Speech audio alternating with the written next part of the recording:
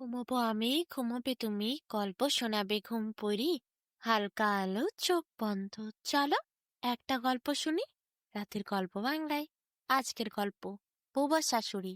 মানিকপুর গ্রামে রাজু থাকতো তার মাকে নিয়ে।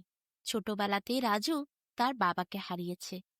রাজুর মা অনেক কষ্ট করে রাজুকে বড় করেছে, লেখাপড়া শিখিয়েছে।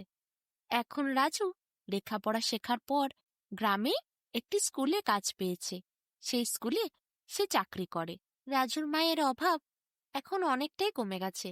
রাজুর চাকরি পাওয়ার পর রাজুর মা একটু শান্তির নিঃশ্বাস ফেলে ঘরে দুদণ্ড থাকতে পারে, শান্তিতে দুখাবল ভাত খেতে পারে।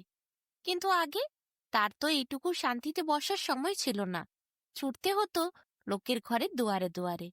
তবে তো কাজ করে সেই পয়সা দিয়ে রাজুকে পড়াশোনা শিখিয়েছে। আজ রাজু যখন নিজে কাজ করতে শিখেছে, রোজগার করতে শিখেছে, তখন তার মায়ের মনে অনেক শান্তি।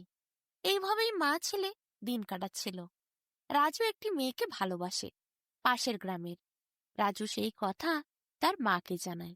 রাজুর মা ভীষণ খুশি হয়, বলে বৌমাকে তাড়াতাড়ি বাড়ি নিয়ে আসতে হবে।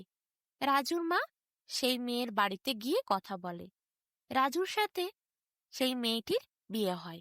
খুবই ধুমধাম করে রাজুর মা বিয়ে দিয়ে বউ ঘরে আনে। কিন্তু সবচেয়ে বড় কথা হলো, রাজুর মা ছিল বোবা। সে মুখে কোনো কথা বলতে পারত না। তার যা কিছু কথা বলার ছিল সে ইশারাই করে দেখাতো, হাত পা নাড়াতো, রাজুকে কোনো সময় ইঙ্গিত করে দেখাতো। রাজু সেই কথা বুঝে গেলে সকলকে জানিয়ে দিত। এইভাবেই কথা বলতো রাজুর মা। আর গ্রামের কিছু লোক, তারা রাজুর মাকে চিনত বলে তার ইশারা ইঙ্গিতগুলো তারা বুঝতে পারত। তাই রাজুর মায়ের কথা না বলতে পারলেও গ্রামের সব লোকের সাথে মিশতে খুব সুবিধা হতো। রাজু বিয়ে করে আসার পর থেকে রাজুর মা খুবই খুশি ছিল। কিন্তু হঠাৎ একদিন রাজু যেদিন কাজে গেছিল, বাড়ি ছিল না। রাজুর বউ এসে রাজুর মাকে বলল, দুপুরের রান্নাটা আপনি তাড়াতাড়ি করে রাখবেন, আমি একটু বাপের বাড়ি যাচ্ছি। এমনভাবে কথাটা বলল যেন রাজুর মা তার কাজ করার জন্য রয়েছে ঘরে। কথাটা শুনে কিন্তু রাজুর মায়ের মনে একটু দুঃখ লাগলো। সে তো বোবা, কথা বলতে পারে না, তাই কোনো কিছু আর সে কাউকে জানালো না। রান্না বান্না করে রাখলো সে। বউ বাপের বাড়ির থেকে ঘুরে এলো। পাশের গ্রামেই বাপের বাড়ি, তাই তাড়াতাড়ি চলে এলো। রাজুও কাজ থেকে ফিরল। সবাই একসাথে খেতে বসলো। সেই দিনের পর থেকেই বউ আর কাজ করতে চায় না। সব কাজ রাজুর মাকে দিয়ে করায়। রাজুর মাকে এসে ধমক দিয়ে বলে, আপনি জামা কাপড়গুলো কেচে রাখবেন, আপনি রান্নাটা করে রাখবেন, ঘর মুছে রাখবেন, বাইরে বাসনগুলো মেজে রাখবেন। রাজুর মা কাউকে কোনো কথা বলে না। ছেলের সংসার যদি ভেঙে যায় সেই ভয়ে ছেলে দুঃখ পাবে, এই ভেবে সে চুপচাপ সব কাজ করে দেয়। কিন্তু এতেও রাজুর বউ সন্তুষ্ট ছিল না। একদিন রবিবারের দুপুরে রাজু ভীষণ বড় একটা ইলিশ মাছ এনেছিল। ভালো করে রাজুর মা রান্নাও করেছিল। রাজুকে খেতে দেওয়ার সময় তার বউ বড় বড় দুইটি মাছ রাজুর পাতে দিয়েছিল। আর রাজুর মাকে ওই অত বড় ইলিশ মাছের সামান্য একটু টুকরো রাজুর বউ খেতে দিয়েছিল। রাজুর দেখে ব্যাপারটা খুব খারাপ লাগলো।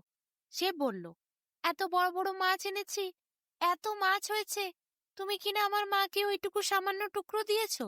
রাজুর পাতে দুইটি বড় বড় মাছের চাকা এরপর রাজু তুলে দিল মায়ের পাতে। বলল, মা, তুমি ওই ছোট মাছ খেও না, তুমি এই মাছ দুটো খাও। তারপর বউকে বলল, আমি তো অনেক মাছ এনেছি, প্রচুর মাছ কড়াইয়ে আছে, তুমি যাও নিয়ে এসো। রাজুর বউ এরপর কটমট দৃষ্টিতে শাশুড়ির দিকে তাকালো। তারপর রান্নাঘরে গিয়ে কড়াইয়ের থেকে দুটো বড় মাছের চাকা এনে রাজুকে দিল, আর নিচেও খেলো। খাবার শেষে যখন রাজু উঠে বিশ্রাম নিতে গেল, তখন শাশুড়ির দিকে কটমট দৃষ্টিতে তাকিয়ে গম্ভীর গলায় রাজুর বউ বলল, আপনি বড় বড় দুটো মাছ খেয়ে নিলেন, আমি ওই মাছগুলো বাপের বাড়িতে নিয়ে যেতাম, তাই তো আলাদা করে রেখেছিলাম। ছোট মাছটা আপনাকে দিয়েছিলাম, ঠিক দিয়েছিলাম, বলতে পারলেন না ছেলেকে যে আমি ওই মাছ খাবো না? রাজুর মা ভীষণ ভয় খেয়ে গেল। এমন গম্ভীর গলায় কেউ কথা বলে? উনি তো গুরুজন, কি করে একটি ছোট্ট মেয়ে এইভাবে কথা বলে? সে তো বয়সে ছোট, রাজুর সমতুল্য। সে তো সন্তানের মতো। এইভাবে মায়ের সাথে কেউ কথা বলতে পারে? মনে মনে খুব দুঃখ পেল রাজুর মা। কিন্তু সে তো বোবা। কিভাবে সে ছেলেকে বারণ করবে? আর ছেলে তার কথা শুনবে? মা যদি সামনে বসে সামান্য ছোট টুকরো মাছ খায়, কোনো ছেলে কি পারে সেই মাছ মুখে তুলতে? সেই দিনের পর থেকে একসাথে খেতে বসলেও রাজুর মাকে মাছ দিতে গেলেই রাজুর মা মাছ আর খেত না।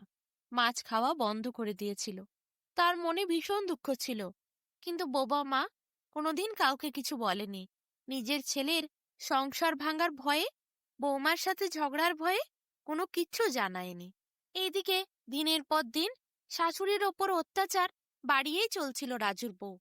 ঘরের সকালবেলা উঠে থেকে সমস্ত কাজ করা, রান্না করা, বাসন মাজা, কাপড় চোপড় কাচা, সব করতে হয় রাজুর মাকে। শাশুড়ির এত বয়স হয়েছে, বউ এসেছে বাড়িতে, সে ভেবেছিল দুদণ্ড শান্তি পাবে। কিন্তু তা কোথায়, জুটল আরো বেশি পরিশ্রম। তার শরীর বয় না, ভীষণ কষ্ট হয়। দেখতে দেখতে রাজুর মা অসুস্থ হয়ে পড়ল। তখন রাজু ভীষণ চিন্তায় পড়ল। কি হলো? এমন এত কি কাজ করলো মা যে এত অসুস্থ হয়ে গেল? তার শরীর এত ভেঙে গেল? বৈদ্যিকে ডাকা হলো। বৈদ্যি বলল, হাড় ভাঙা খাটুনি করেছে তোমার মা এ বয়সে, তাই জন্যেই তার শরীরের এই অবস্থা। রাজু এরপর তার বউকে বলল, ঘরের সব কাজ তুমিই তো করতে, তাহলে মায়ের শরীরের এরকম অবস্থা কিভাবে হলো? রাজুর বউ বলল, দেখো না, আমি তো দিন রাত খাটি, সব কাজ করি, জানি না ওনার এরকম কি করে হলো। তুমি বরং আরো ভালো ডাক্তার দেখাও। রাজু তো সত্যি বইয়ের কথা ভেবে দেখল আরো বড় ডাক্তারই দেখাতে হবে। কারণ তার বউ তো ঘরে সব কাজ করে, কুটিটিও নাড়তে দেয় না। তাহলে কিভাবে রাজুর মা অসুস্থ হলো?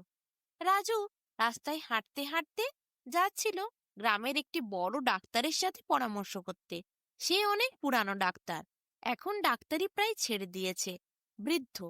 তাই তার সাথে যে পরামর্শ করার জন্য সে গ্রামের রাস্তা দিয়ে হাঁটছিল। যেই রাস্তা দিয়ে সে হাঁটছিল তার নিচেই ছিল একটি পুকুর, যেখানে গ্রামের সব মেয়েরা জল নিতে যেত। রাজুকে দেখে গ্রামের দুইটি মহিলা বলল, কিরে রাজু, তোর মা তো আজ পুকুরে জল আনতে এলো না? 2-4 দিন ধরেও তো আসছে না, আজও এলো না, কি ব্যাপার?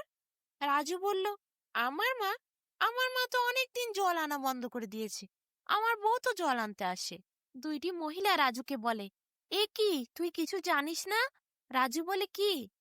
মহিলা দুইটি বলে, তোর মাই তো আসে, প্রায় 20-25 কলসি জল এই পুকুরের থেকে তুলে তুলে নিয়ে যায় বাড়িতে। সারাদিন কত পরিশ্রম করে তোর জামা কাপড় কাচে, তোর বইয়ের জামা কাপড় কাচে, তার নিজের জামা কাপড় কাচে, তার সাথে ঘরের রান্না বান্না, ঝাড় দেওয়া, মোছা, সব কাজ তো তোর মাই করে। তোর বউ তো কোনোদিন পুকুর ঘাটে আসেনি জল নিতে।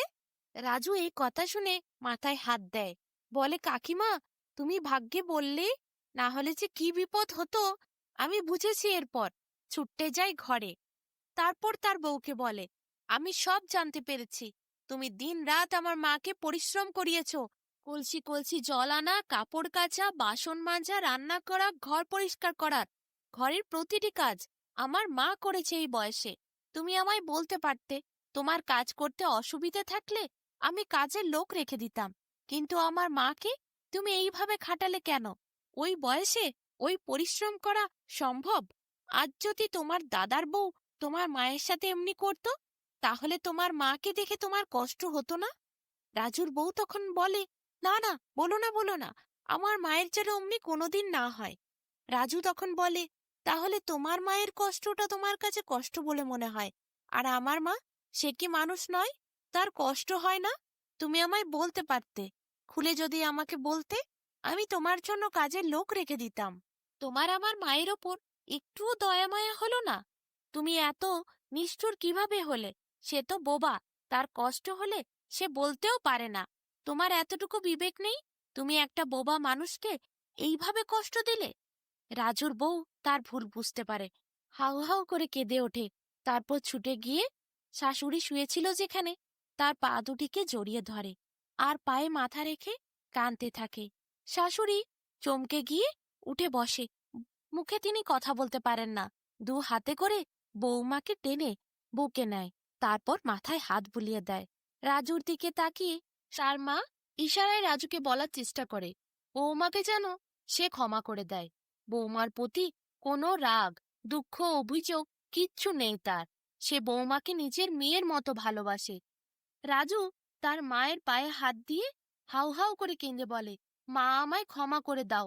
সেই ছোট থেকে তুমি আমায় কত কষ্ট করে, কত পরিশ্রম করে বড় করেছো। আজ আমার জন্য তোমাকে এই দিন দেখতে হলো। তোমার এত পরিশ্রম, এত অসুখ, সবকিছুর জন্য দায়ী আমি। রাজুর মা রাজুকেও হাতে করে ধরে বুকে টেনে নিল। মাকে জড়িয়ে ধরে রাজু আর রাজুর বউ দুজনেই কান্নায় ভেঙে পড়েছে। রাজুর মা দুজনকেই আঁচল দিয়ে চোখের জল মুছিয়ে দিল। তারপর মাথায় দুজনকে হাত দিয়ে আশীর্বাদ করল। রাজুর মা আবার রাজুকে ইশারা করে বলল, বৌমাকে চুপ করতে বল, ওকে ক্ষমা করে দে। রাজু এরপর সেই কথা রাজুর বউকে বলল, মা তোমায় বলছে তুমি আর কেঁদো না, চুপ করো। মা তোমায় ক্ষমা করেছে। মা তোমাকে নিজের মেয়ের মতো ভালোবাসে। রাজুর বউ তখন শাশুড়ির হাত হাতে নিয়ে বলল, আপনাকে আমি আর কোনোদিন কষ্ট দেব না। আপনি আমায় ক্ষমা করে বুকে টেনে নিয়েছেন, আশীর্বাদ করেছেন। আমার অনেক কপাল ভালো, আপনার মতো শাশুড়ি পেয়েছি। তাই তো আপনি আমার ভুল ক্ষমা করেছেন। রাজুর মা রাজুর দিকে তাকিয়ে ইশারা করে বলে দিল, ছোটদের ভুল বড়দের ক্ষমা করে দিতে হয়। তাই তো ক্ষমা করেছি। ছাড়ো এসব কথা। আজ ভালো করে রান্না করো, আজ মাছের ঝোল ভাত খাবো। রাজু সেই সব কথা রাজুর মা ইশারায় যা বলেছিল রাজুর বউকে বলল। এরপর রাজুর বউ শুনে খুব খুশি হলো। রাজু বিশাল বড় একটা মাছ বাজার থেকে নিয়ে এলো। রাজুর বউ জমিয়ে রান্না করলো। তারপরে সব থেকে সুন্দর বড় পেটিটি রাজুর মাকে সাজিয়ে দিল। রাজুর মায়ের পেটি দেখে রাজুর মায়ের চোখে জল এলো। রাজুর বউ বলল, আপনি খান, আপনি অসুস্থ, এই সময় আপনার শরীরে খাবারের প্রয়োজন। আমরা যা ভুল করেছি তা আর কোনোদিন করব না।